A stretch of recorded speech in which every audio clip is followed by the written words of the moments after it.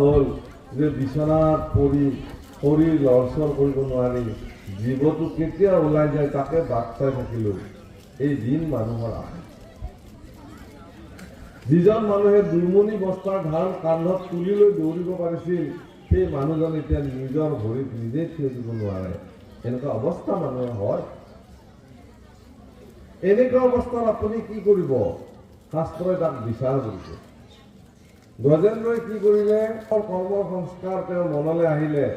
তেওঁ দেখিলে যে গ্ৰাহৰ লগত যুঁজি মোৰ জীৱনৰ মই একো পোৱা নাপাওঁ। সেইকাৰণে তেওঁ কি কৰিলে? যিজন জগদীশ্বৰ পৰমাত্মা পৰম পুৰুষ সমস্ত বিশ্ব ব্ৰহ্মাণ্ডৰ যিজন মালিক, কালৰো যিজন অধিকাৰী, মায়াৰ যিজন অধিকাৰী, সমস্ত চৰাচৰ জগতৰ যিজন মূল হৰ্তা কৰ্তা বিধাতা শ্ৰী নাৰায়ণক তেওঁ